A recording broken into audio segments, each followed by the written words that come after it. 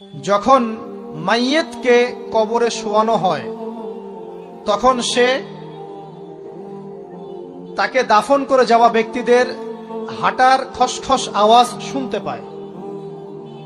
এরপরে তাকে যখন শুইয়ে দেওয়া হয়, সে যদি মুমিন ব্যক্তি হয় তাহলে তার মাথার দিকে তার সলাত এসে দাঁড়িয়ে যায়। দুনিয়াতে আপনি যে নামাজগুলো পড়েছেন, আমি যে নামাজগুলো পড়ছি, এগুলো মাথার দিকে দাঁড়িয়ে যায়। ডান দিকে চলে আসে তার সওম, সওম মানে কি? রোজা। বাম দিকে চলে আসে যাকাত, যাকাত মানে কি?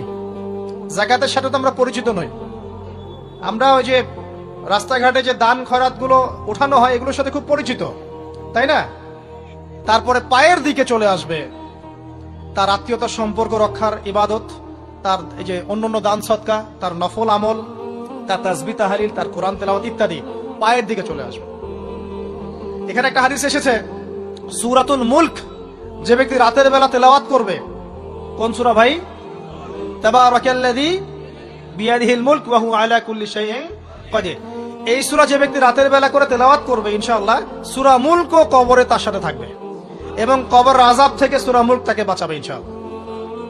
আমি বুঝাচ্ছি যে কি অবস্থাটা হবে। এবার দুজন ফেরেশতা মাথার দিক থেকে আসবেন, আসতে চাইবেন, সালাত বলবে এখান দিয়ে আসা যাবে না, এদিক দিয়ে আসা যাবে না। ডান দিক দিয়ে আসতে চাইবেন, এদিক দিয়ে আসা যাবে না। বাম দিক দিয়ে আসতে চাইবেন, যাকাত বলবে এদিক দিয়ে আসা যাবে না। পায়ের দিক দিয়ে আসতে চাইবেন, আমলগুলো বলবে এদিক দিয়ে আসা যাবে না।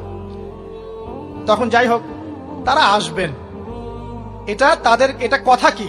এটা কথাটা হচ্ছে যে সালাতের গুরুত্ব, মানে সে সালাত আদায় করেছে, সে আমার হক আদায় করেছে, আমি তার পক্ষে আছি, এটা পক্ষে বোঝাচ্ছে।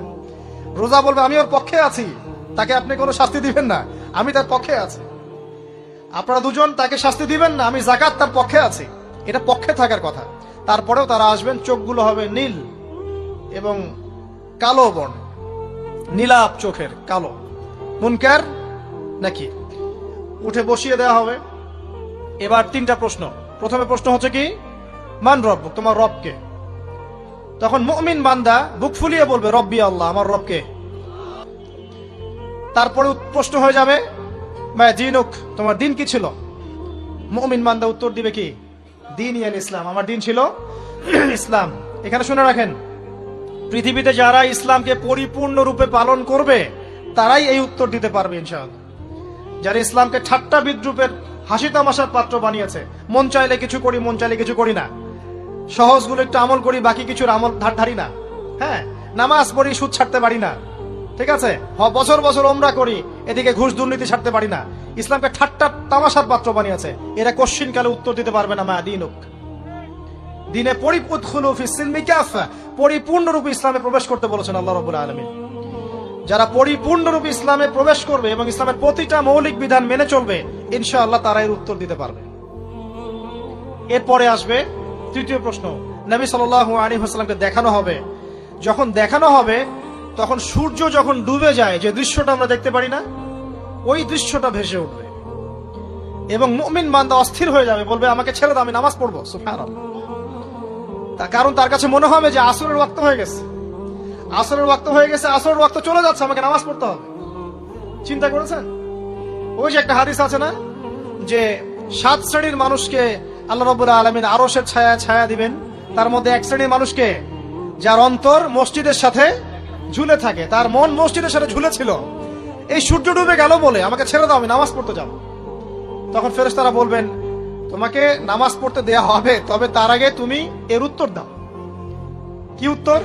এই ব্যক্তির দিকে তাকাও। তখন নবী সাল্লাল্লাহু আলাইহি ওয়াসাল্লামকে দেখানো হবে, সাল্লাল্লাহু আলাইহি ওয়াসাল্লাম দরুদ পড়বেন, বলা হবে যে এই ব্যক্তির সম্পর্কে তোমার কি ধারণা? মান হাযা রাজুলু বুইসা ফীকুম, এই ব্যক্তি কে, যাকে তোমাদের কাছে পাঠানো হয়েছিল? মুমিন ব্যক্তি নির্দ্বিধায় বলে দিবে যে তিনি হচ্ছেন আমার নবী মুহাম্মদুর রাসূলুল্লাহ সাল্লাল্লাহু আলাইহি ওয়াসাল্লাম। দেখুন, পৃথিবীতে যে বা যারাই নবী সাল্লাল্লাহু আলাইহি ওয়াসাল্লামের সুন্নতের উপর আমল করবে, ইনশাআল্লাহ সে তার উত্তর দিতে পারবে। দুনিয়াতে যারা নবীর সুন্নতের 5 পয়সা পরোয়া করছে না, তার আদর্শের 5 পয়সা দাম দিচ্ছে না, তারা কোশ্চিন কালে উত্তর দিতে পারবে না। নাম হতে পারে আব্দুর রহমান, আব্দুর রহিম, নবীর সুন্নতের ধার ধারে না, তারা উত্তর দিতে পারবে না। নবীর সুন্নতের গুরুত্ব কত গভীর, এটা আমাদেরকে এখান থেকে বুঝতে হবে। তাই প্রিয় যুবক ভাইরা, মুসলিম ভাইরা, আমাদের জীবনটাকে নবীর আদর্শ এবং সুন্নতে ঢেলে সাজাতে হবে।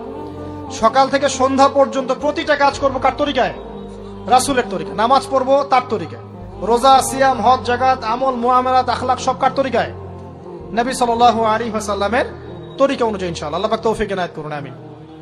এবার ফেরেশতা দুজন জিজ্ঞাসা করবেন অবাক হয়ে যে তুমি কিভাবে এটা জানলে? তুমি কিভাবে এই তিনটা প্রশ্নের উত্তর দিতে পারলে? কারণ বেশিরভাগ মানুষ তো উত্তর দিতে পারবে না, বেশিরভাগ মানুষই এই উত্তর দিতে পারবে না। কারণ কিয়ামতের মাঠে 1999 জন মানুষ জাহান্নামে যাবে, নাউজুবিল্লাহ। তো এটা কঠিন পরীক্ষা। আল্লাহ রাসূল সাল্লাল্লাহু আলাইহি ওয়াসাল্লাম বলেছেন যে নিশ্চয়ই তোমাদেরকে এখানে পরীক্ষায় ফেলা হবে, আর তোমরা যদি এই পরীক্ষা জেনে তোমাদের মৃতদেরকে দাফন করা থেকে বিরত না থাকতে, তাহলে আমি তোমাদেরকে শুনিয়ে দিতাম কবরে কেমন পরীক্ষা হয়। মানে যদি আমরা শুনতে পারতাম যে কবরে কেমন পরীক্ষা হয়, আমরা ভয়ে আমাদের মৃতদেরকে দাফন পর্যন্ত করতাম না। এটা নবীজি বলছেন সাল্লাল্লাহু আলাইহি ওয়াসাল্লাম। তাকে জিজ্ঞাসা করা হবে যে তুমি কিভাবে জানলে এটা? বেশিরভাগ মানুষ তো পারে না উত্তর দিতে। তখন সেই ব্যক্তি বলে বসবে, সেই ব্যক্তি বলবে যে করাতু কিতাব আল্লাহ, আমি আল্লাহর কিতাব এই কোরআন পড়েছি। মুমিন বলবে আমি আল্লাহর কোরআন পড়েছি, ফাআমানতু বিহি, আমি এর উপর ঈমান এনেছিলাম, ওয়া সাদ্দাকতু, এবং সত্যায়ন করেছিলাম। সুবহানাল্লাহ। অতএব দুনিয়াতে যারা দ্বীনের জ্ঞান অর্জন করছে না, কোরআন পড়ছে না, হাদিস পড়ছে না, পড়াশোনার চেষ্টা করছে না, জানার চেষ্টা করছে না, কবরে পাওয়ার ডিফিকাল্ট আছে। এটা একটা অন্যতম প্রশ্ন। আমরা কিন্তু মনে করি তিনটা প্রশ্ন হচ্ছে, আসলে প্রশ্ন হচ্ছে কয়টা? 4টা। তিনটার পরে আরো একটা এক্সট্রা। কিভাবে জানলে? তখন উত্তর দিচ্ছে আমি আল্লাহর কিতাব পড়েছি, ঈমান এনেছি, সত্যায়ন করেছি। সুবহানাল্লাহ। নবী সাল্লাল্লাহু আলাইহি ওয়াসাল্লাম হাদিসের পরের অংশে বলছেন যে যখন কাফের বান্দাকে উঠানো হবে, তখন ডানেও কিছু নাই, বামেও কিছু নাই, সামনে পিছনে কিচ্ছু নাই। মাথার দিক থেকে ফেরেশতারা চলে আসবেন, উঠিয়ে বসানো হবে, প্রশ্ন করা হবে কে তোমার রব? একটাই উত্তর, লা আদরি, আমি জানি না। নাউজুবিল্লাহ। কি তোমার দিন? লা আদরি, আমি জানি না। এই যে আল্লাহর তো খবর নাই, আল্লাহ পাকের বিধান মেনে চলার কোনো খবরই নাই, পরোয়াই নাই। সে জানবে কিভাবে ইসলাম কি জিনিস? সে জানবে কিভাবে আল্লাহ কি জিনিস? ও তো আল্লাহকে চিনেই না। দিব্যি বলে বেড়াচ্ছে মহাবিশ্ব সৃষ্টি হয়েছে বিগ ব্যাং থেকে, আল্লাহ বলে কেউ নাই। মানুষ সৃষ্টি হয়েছে বান্দর থেকে, নাউজুবিল্লাহ। কিভাবে উত্তর দিবে? মান রব্বুক। 3 নাম্বার প্রশ্ন যখন করা হবে, এই ব্যক্তিকে দেখো দেখি, সে বলবে যে আমি জানি না এই ব্যক্তিকে, তবে শুনেছিলাম, মানুষের মুখে শুনেছিলাম, মানুষ যা বলতো আমি তাই বলতাম। মানে সে রাসূল সাল্লাল্লাহু আলাইহি ওয়াসাল্লামের নাম শুনেছিল হয়তোবা, কিন্তু তার সুন্নত বা আদর্শ কখনো মেনে চলে নাই, পারল না। এবার জান্নাতি ব্যক্তি হলে কি হতো? ওই যে সূর্য ডুবছিল যেখানে, তার দৃষ্টির সীমা পর্যন্ত কবরকে প্রশস্ত করে দেয়া হতো, এবং জান্নাতের একটা দরজা তার কবরে খুলে দেয়া হতো। এটা কিভাবে করা হবে সেটা আল্লাহ পাক জানেন। এটার ব্যাখ্যা করার জ্ঞান আল্লাহ আমাদেরকে দেন নাই। যেই মানুষের ক্ষুদ্র জ্ঞানে মানুষ ব্যাকটেরিয়া ভাইরাস নিয়ে গবেষণা করতে হিমশিম খেয়ে যায়, সে মহাবিশ্বের স্রষ্টা নিয়ে কিভাবে গবেষণা করবে? আল্লাহ পাকের অসীম জ্ঞানের সামনে আমার জ্ঞান কি? খুবই ক্ষুদ্র।